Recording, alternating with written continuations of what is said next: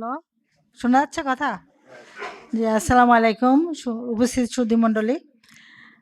আমি এই বইটা লিখেছি এই যে আল কোরআন ও শ্রীমদ্ ভগবদ গীতার সাদৃশ্য।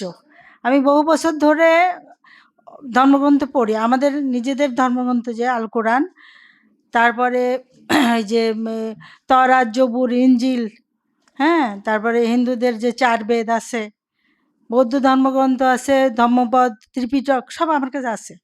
আমি ৩০-৪০ বছর পড়াশোনা করছি। প্রথমে একটা বই লিখছি, স্যার ওই বইটা দেখি, এই যে আলোর পথে এসব প্রথম বই আমার। এখানে আমি ওই যে দরুদ ইব্রাহিমের তাৎপর্য প্রথম ইয়েটা, এরপরে এই যে একাধিক বিবাহ নিয়ে লিখছি, হিল্লা বিবাহ, হ্যাঁ। তো এসব সামাজিক অনেক সমস্যা আছে আমাদের ধর্মে। আমি যখন পড়াশোনা করছি, আমি করে দেখছি যে সমাজে যে প্রচলিত যে নিয়মকানুন আছে এর সাথে কোরআনের সাথে যায় না।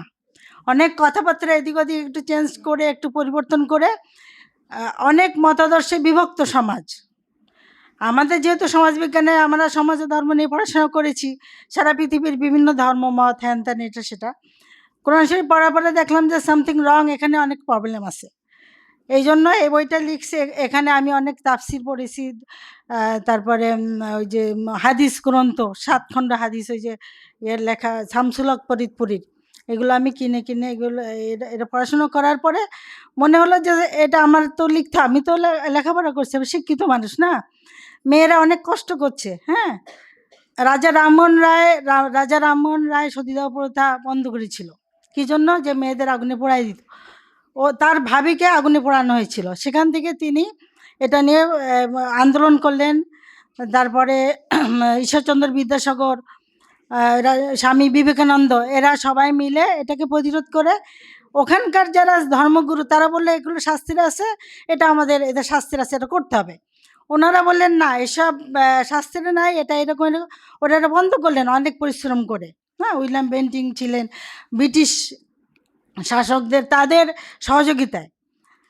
কিন্তু আমাদের মেয়েরা, যে একাধিক বিয়েতে আমাদের মেয়েরা কিন্তু তুষের আগুনে পুড়তেছে, কষ্টে মরে যাচ্ছে, অনেকে অসুস্থ হয়ে পড়তেছে, অনেকে মারাও যায়, ছেলে মেয়ে সন্তান নিয়ে কষ্টে আছে। আমি আপনারা পড়ে দেখবেন এই বইটা, এই যে আলোর পথে এসো, এখানে এখানে এই সমস্ত তথ্যগুলো দেওয়া আছে আল কোরআনের। আর প্রাচীন এই যে তওরাত, জবুর, ইঞ্জিলে, সেখানে নারী পুরুষ সম্পর্ক কী, বিবাহ কী, এগুলো সব, এগুলো বিচার বিশ্লেষণ করা হয়েছে। আপনারা দেখবেন যে কোরআনের অনেক আয়াতকে পরিবর্তন করে একাধিক বিয়ে চালু করছে। আল্লাহ তাআলা বলছে তোমাদেরকে জোড়া জোড়া করে সৃষ্টি করা হয়েছে, তোমাদেরকে যুগল করে সৃষ্টি করা হয়েছে। প্রাচীন কেতাব তাওরাতে লেখা আছে, আদম আলাইহিস সালামকে যখন আল্লাহ সৃষ্টি করলেন, বললেন যে তোমার হাড় থেকে তোমার জোড়া সৃষ্টি করা হলো, তোমরা এখন থেকে 2 জন না 1 জন মানুষ। এই কথাটা ইঞ্জিলেও লেখা আছে। আমাদের কোরআনে বলা আছে স্ত্রী তোমার পোশাক, তুমি তোমার স্ত্রীর পোশাক, তোমরা একে অপরের পোশাক না। তো একটা পোশাক পরা মানুষ 1 জন মানুষ না 2 জন মানুষ? 2 জন মিলে এমনভাবে তারা ওতপ্রোতভাবে জড়িয়ে থাকে যে তাদেরকে ভাবতে হবে যে তারা 1 জন মানুষ। এটা প্রাচীন আমল থেকে বলা হয়েছে। এখানে আরেকজন প্রবেশ কিভাবে করবে? এই যে জোড়ায় জোড়ায় সৃষ্টি, যুগল সৃষ্টি, এই বইটা দেখবেন, এখানে অনেক তথ্য আছে। আমরা মেয়ের যদি প্রতিবাদ না করি, তাহলে আর কে করবে? পুরুষেরা তো 1400 বছর করে নাই। কিন্তু আমাদের নবীও তো অনেকগুলো বিয়ে করেছে। আমাদের এইগুলো সব লেখা আছে। নবীদের বিষয়টা সূরা আযাবে লেখা আছে। এটা শুধুমাত্র নবীদের জন্য। তারা বিভিন্ন জায়গায় ধর্ম প্রচার করতে যায়, বিভিন্ন জায়গায় তাদের থাকার জায়গার দরকার আছে, যার ফলে তারা বিভিন্ন জায়গায় গোষ্ঠী তৈরি করে। তাদের বিবাহটা আসল বিষয় না, তাদের প্রধান উদ্দেশ্য হলো ধর্মপ্রচার। এই জন্য অনেক অনেক নবীদের স্ত্রীকে মেরে ফেলছে, আগের তওরাতে ওখানে লেখা আছে। বনি ইসরাইল জাতির অনেক নবীরা বের হয়েছে ধর্মপ্রচার করতে, তাদের স্ত্রীকে মেরে ফেলছে। এখন তারা একটা জনগোষ্ঠী তৈরি হয়, অনেকগুলো পরিবার মিলে তাদের পরিবারকে এই জনগোষ্ঠীটা রক্ষা করে। বাট সাধারণ মানুষের জন্য আল্লাহ একটি বিয়ের কথা বলছে, যদি তোমরা সমান ব্যবহার না করতে পারো, একটা বিয়ে করতে হবে। আর ওখানে 2, 3, 4 শব্দটাই নাই। ওখানে যে শব্দটা আছে 2, 2, 3, 3, 4, 4, এটা যেমন আমরা বলি শত শত, হাজার হাজার, এরকম একটা গ্রুপ। আপনারা ওই যে ইয়েতে গিয়ে, ওয়েবসাইটে গিয়ে দেখতে পারেন, ওই যে কী বলে, গুগল টুগল, যে ওখানে ওই শব্দটা আছে মাসনা, সুলাসা, রুবায়া।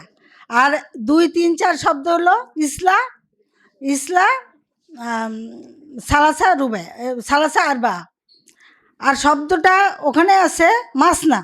ইসলা মানে 2 আর মাসনা মানে 2 2। এই শব্দগুলো একটা গ্রুপ বা একটা দল। এভাবে বলা হয়েছে যে তোমরা এইভাবে বিয়ে করতে পারো, কিন্তু সমানুপাত না করতে পারলে একটা বিয়ে করতে পারো। এবং অন্য আয়াতে বলছে তোমরা যতই চেষ্টা করো না কেন সমান ব্যবহার করতে পারবে না। কাজেই তোমরা একজনকে ঝুলিয়ে রাখো না, কাউকে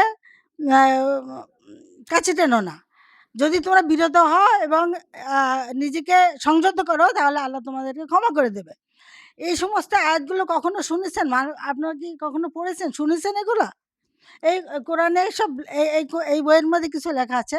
আরও নেক্সট সংস্করণে আরেকটা বের হবে। এই যে হুডের বিষয়টা এখানে লেখা আছে। হুড হচ্ছে নারী পুরুষ, যেমন যেমন হচ্ছে জিন, ইনসান মানে মানুষ, জিন একটা জাতি, হুড ওইরকম একটা জাতি। সেখানে নারী, আল্লাহ বলছে সব কিছু আমি জোড়া জোড়া করে সৃষ্টি করছি। তোমরা যাদেরকে জানো এবং যাদেরকে জানো না সবাইকে আমি জোড়া জোড়া করে সৃষ্টি করেছি। সূরা ইয়াসিনের 36 নম্বর আয়াত পড়ে দেখেন, সব কিছুই জোড়া সৃষ্টি। কাজে এখানে আপনি দেখেন এমনি পশু পাখি সব কিছু আল্লাহ বলছে আমি সব সব সব আমি সমস্ত বস্তু সৃষ্টি করছি জোড়া জোড়া করে, জীবন এমনি এমনি বস্তু, হ্যাঁ, সেটাও জোড়ায় সৃষ্টি। আমরা এই যে এটা দেখি পরমাণু, পরমাণু কেন্দ্রে যেটা থাকে একটা জোড়া থাকে, নিউক্লিয়াস বলে, সেটা একটা জোড়া। আল্লাহ সব কিছুই বলছে তোমরা যাদেরকে জানো না, যাদেরকে জানো সব কিছুই আমি সৃষ্টি করেছি জোড়া জোড়া করে। সেখানে এই জোড়া যখন একটা নিউক্লিয়াসকে জোড়াটাকে ভেঙে ফেলা হয়, তখন এটা বিস্ফোরিত শেষ হয়ে যায়, বিশাল একটা অ্যাটমের মতো বিস্ফোরণে শেষ হয়ে যায়। একজন স্বামী স্ত্রীর একটা জোড়া, তাদের ভালোবাসার সম্পর্ক যদি থাকে, তাহলে এটা যদি জোর করে ভাঙা হয়, সে দুজনই শেষ হয়ে যায়, একই জিনিস। এখন কথা হলো যে আমাদেরকে পড়তে হবে ধর্মগ্রন্থ ভালোভাবে। আর হলো এখন আমি যে বইটা লিখছি, এই যে আল কোরআন ভগবদ গীতার সাদৃশ্য, সেম সেম জিনিস। সমস্ত ধর্মগ্রন্থ একটা জ্ঞানের আকর, বিশাল জ্ঞানের বিষয়। আপনি যদি এই গীতা পড়েন, এখানে যা কিছু আছে অসম্ভব কথা বলা আছে এখানে। এই যে কোরআনের সাথে গীতার পাশাপাশি আয়াতগুলো লিখে দিয়েছে, পাশাপাশি আয়াত আর শ্লোক, সেম সেম জিনিস, সেম সেম। সেখানেও বলা হয়েছে একমাত্র পরমেশ্বরের কাছে আত্মসমর্পণ করো। গীতায় বলা হচ্ছে একমাত্র পরমেশ্বরের কাছে আত্মসমর্পণ করো। তাহলে আমাদের সাথে তাদের পার্থক্য কিসের? এবং একই কথা, অন্যান্য আয়াতগুলো সেম একই কথা। এটা জাস্ট শিক্ষিত আপনারা একটু বোঝেন, আপনারা একটু বোঝার চেষ্টা করেন যে আমাদের ধর্মের মধ্যে যে ধর্মীয় বিদ্বেষ এটা যাতে না থাকে, কেন তারা আমাদের পার্থক্য নেই। আল্লাহ বলছে এমন কোনো জাতি নেই যেখানে আমি রসুল পাঠাইনি। যেহেতু রসুল পাঠানো হয়েছে, সেহেতু ন্যায় বিচারের সাথে ফয়সালা হয়ে গিয়েছে, পরিষ্কার লেখা আছে প্রত্যেক জাতির জন্য রসুল পাঠানো হয়েছে। আর এরা যে বলে আগের কিতাব সব বাতিল হয়ে গিয়েছে কোরআন আসার পরে, এটাও মিথ্যা, এটা বাজে কথা। কোরআনে সূরা মায়েদা পড়ে দেখবেন, আগেরগুলোই পালন যার যার ধর্ম তাকে পালন করতে হবে, এটা লেখা আছে কোরআনে। আমি এই বইয়ের মধ্যে সব লিখে দিয়েছি, অনেক তথ্য পাবেন। এছাড়া আরও তথ্য, আমি 30-40 বছর কোরআন এই যে ধর্মগ্রন্থ পড়ছি।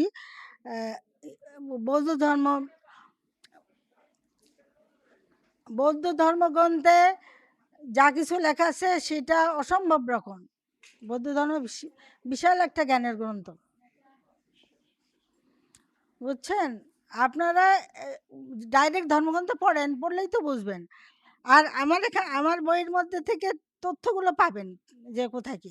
নেক্সট আমি বৌদ্ধ ধর্মের সাথে কোরআনের একটা কম্পারেটিভ লিখবো ইনশাল্লাহ, আপনি পড়ে দেখেন, বিশাল একটা ব্যাপার। উনি যা কিছু বলছে সেটা মনে হবে যেন আপনি আকাশ ছুঁয়েছেন। মানে জ্ঞান কাকে বলে, জ্ঞান বলতে কি বোঝায়? আমাদের যেমন বলছে কোরআনে, আল কোরআনে বলছে যে যাকে আমি জ্ঞান দিয়েছি তাকে প্রভূত কল্যাণ দান করছে। হ্যাঁ, অন্যান্য ধর্মগ্রন্থে এভাবে বলা হয়েছে যে জ্ঞান একটা বিশাল একটা বিষয়। জ্ঞান উম, যারা আল্লাহকে ভয় করে সেই জ্ঞানী, জ্ঞানীরাই আল্লাহকে ভয় করে, বুঝছেন? তাই যাই হোক, এখন আপনারা নিজেরা বুঝে আপনারা, আমি জাস্ট অনুরোধ করব যে একটু পড়াশোনা করে আপনারা ফেসবুকে একটু এটা করেন, প্রচার করেন, যাতে মানুষ পড়ে, পড়লেই বুঝতে পারবে কেন মেয়েরা নির্যাতিত হবে। আল্লাহ কি মেয়েদেরকে কষ্ট দেওয়ার জন্য সৃষ্টি করছে? এখন যাই হোক, রক্তকরবীর অনুষ্ঠানে আজকে আসছি, এর শুভযাত্রা, দোয়া করছি এর শুভযাত্রা হোক, এরা যেন আরও উন্নত উন্নত পর্যায়ে চলে যায়, অনেক বড় প্রকাশক এবং সাংস্কৃতিক একটা গোষ্ঠী তৈরি হোক, এর আমি দোয়া করছি ইনশাল্লাহ। আর আপনারা আমার জন্য দোয়া করবেন, ইনশাল্লাহ দেখা হবে ভবিষ্যতে। খুদা হাফেজ।